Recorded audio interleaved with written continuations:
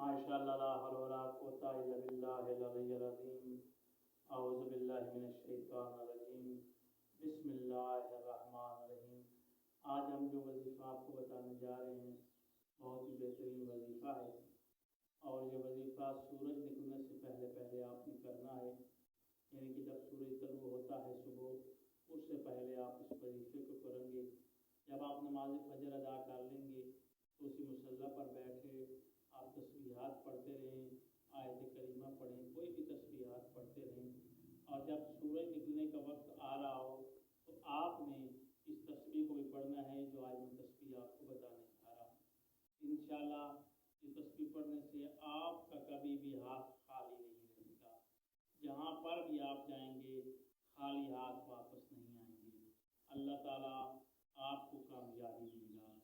آپ کی جیب اگر خالی ہے تو اللہ تعالیٰ وہ جیب بھر دے گا آپ کی، یعنی کہ رزق کی بارش ہوگی۔ یہ بہت ہی مجرب وظیفہ ہے۔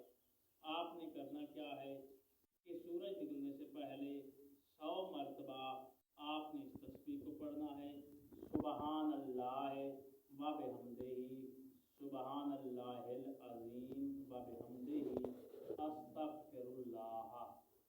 تسبیح کون سی ہے؟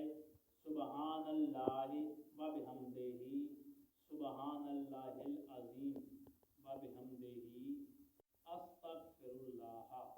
یہ تسبیح ہے، آپ نے اس کو 100 دفعہ پڑھنا ہے سورج نکلنے سے پہلے پہلے۔ اس کے بعد دعا مانگیں گے، جو بھی آپ کی حاجت ہوگی انشاءاللہ تعالیٰ